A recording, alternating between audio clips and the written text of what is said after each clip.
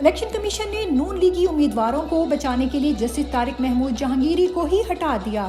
Justice Tariq Mahmood Jahangiri بطور election tribunal اسلام آباد مزید کام نہیں کر سکیں گے۔ الیکشن کمیشن نے کام سے روک دیا۔ الیکشن کمیشن نے نون لیگی ارکان قومی اسمبلی کی درخواستیں منظور کرتے ہوئے فیصلہ سنا دیا۔ یاد رہے جسٹس جہانگیری نہ صرف ان 6 ججوں میں شامل ہیں جنہوں نے سپریم جوڈیشل کونسل کو خط لکھا ہے، اور انہوں نے ابھی تک اسلام آباد کے جعلی امیدواروں سے فارم 45 ہی مانگے تھے جو کہ ان کے پاس نہیں تھے۔ اس لیے حکومت نے آرڈیننس لا کر اپنے قابل اعتماد ججز لا کر مرضی کے فیصلے لینے کا طریقہ نکالا۔ ناحق قید عالیہ حمزہ کا چیف جسٹس کا ضمیر جگانے کے لیے خصوصی پیغام۔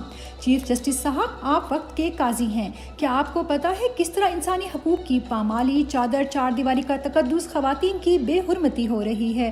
میرے وہ موبائل جو 10 مئی 2023 یعنی 13 ماہ سے سرکاری تحویل میں ہیں، اور میں زیر حراست ہوں کہ گھر 9 جون 2024 کو دوسری دفعہ ریڈ کیا گیا۔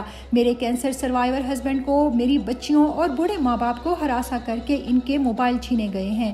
اتوار کے دن دہاڑے غنڈہ گردی کی گئی، جبکہ جسمانی ریمانڈ میرے موبائل ریکور کرنے کا ہے، اور پولیس جس کی کارکردگی امن و امان کی بحالی میں صفر ہے، جواب لیں۔ 28 مئی 2024 رات 11 بجے چھٹی کے دن لاہور سے سرگودا جیل کا چالان کس کے آرڈر پر ہوا؟ 29 مئی 2024 کی دوپہر ہو گئی پر ہماری ضمانت پر سلیم اللہ اور کلیم اللہ کھیلا گیا، مگر رہائی نہ ہوئی، کس کے حکم پر؟ میرا جوڈیشل ریمانڈ ختم ہونے پر پچھلی 4 پیشیوں پر مجھے کیوں پیش نہیں کیا گیا؟ آخری پیشی پر صبح 6 بجے سے موجود لاہور پولیس کے حوالے کر دیا جاتا تو میں لاہور سے گھر جا سکتی تھی۔ کیوں دوپہر 2 بجے گجرانوالہ پولیس کے ہاتھوں میری گرفتاری کروائی گئی؟ پچھلے 2 دن سے بھوکا پیاسا صبح طلوع آفتاب سے رات 8 بجے تک ایک انسان ویران جگہ پر حوالات میں سادہ کپڑوں والوں کی موجودگی میں کیوں رکھا جا رہا ہے؟ پوچھے آئی جی پنجاب سے کہ میرے موبائل کس کی سرکاری تحویل میں ہے، اور سرچ وارنٹ کے بغیر ان کے اہلکار میرے گھر میں کیوں گھسے؟ ایک قوم کی بیٹی انصاف کے لیے آپ کی طرف دیکھ رہی ہے۔ گرفتاری کے بعد گرفتاری، جسمانی ریمانڈ پر جسمانی ریمانڈ، چادر اور چار دیواری کے تقدس کی بار بار پامالی۔ سوچی قیامت کا دن ہوگا میرا ہاتھ اور آپ کا گریبان۔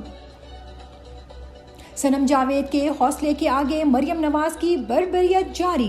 مریم نواز کی حکومت کی طرف سے صنم جاوید کو ہر طرح کی اذیت دینے کے لیے ہر ممکن کوشش کی جا رہی ہے۔ آج صنم جاوید کو گجرانوالہ سیشن عدالت میں پیش کیا گیا کہ صنم جاوید کی آواز کا ٹیسٹ کروانا ہے، اجازت دی جائے۔ عدالت نے برہمی کا اظہار کرتے ہوئے درخواست مسترد کر دی۔ عدالت نے قرار دیا کہ جب انسداد دہشت گردی ملزم پیش ہو رہا ہے تو وہاں درخواست کیوں نہیں دیتے؟ مقصد تپتی دھوپ میں صنم جاوید کو قیدی وین میں رکھنا ہے۔ اب گجرانوالہ سیشن عدالت سے صنم کو انسداد دہشت گردی عدالت لے جانے کے لیے نکلے ہیں۔ 2 منٹ کا سفر 1 گھنٹے میں بھی طے نہیں ہو سکا۔ شہباز گل کے غیر سیاسی بڑے بھائی کو بھی گرفتار کر لیا گیا۔ یہ خبر خود ڈاکٹر شہباز گل نے اپنی تازہ ٹویٹ میں دی ہے اور کہا ہے کہ میرے ناکردہ جرائم کے بدلے میرے بڑے بھائی غلام شبیر صاحب کو کل لاہور سے اغوا کر لیا گیا ہے۔ ویسے سیاست کوئی جرم نہیں، لیکن آج کل کیونکہ بنا دیا گیا ہے تو بتاتا چلوں کہ میرے بھائی کا سیاست سے دور دور تک کوئی لینا دینا نہیں۔ چند دن پہلے ایک بہت طاقتور شخصیت نے مجھے فون پر دھمکیاں دی اور اس کے بعد میرے بھائی کو اغوا کیا گیا۔ مجھے پتا تھا اور ہے کہ سچ بولنے کے نتائج بھگتنا پڑیں گے، لیکن میرا اللہ پر ایمان ہے کہ اللہ جو کرے گا بہتر کرے گا۔ کسانوں کے پاس خریف کی فصل کے لیے سرمایہ کاری کے پیسے نہیں ہیں۔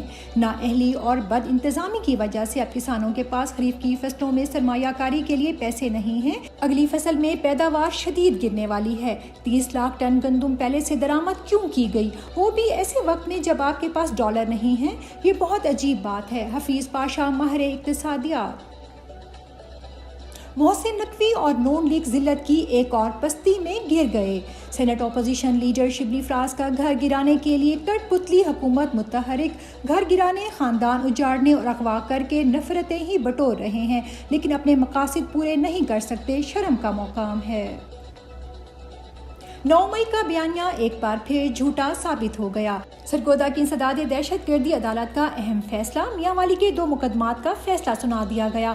پی ٹی آئی کے تمام کارکنان بری، ایک مقدمہ میں 35 اور دوسرے میں 25 افراد شامل تھے، سب باعزت بری ہو گئے۔ احمد فرحات کیس میں ایجنسیوں کی ایک بار پھر پیشی۔ اسلام آباد ہائی کورٹ نے احمد فرحات کو جبری طور پر لاپتہ قرار دیتے ہوئے وفاقی دارالحکومت میں لاپتہ افراد کے تمام مقدمات کو یکجا کرتے ہوئے لارجر بینچ کے سامنے پیش کرنے کی سفارش کر دی اور کرمنل جسٹس کمیٹی کے اجلاس میں ISI، MI اور IB کے سربراہان کی شرکت کا حکم دے دیا۔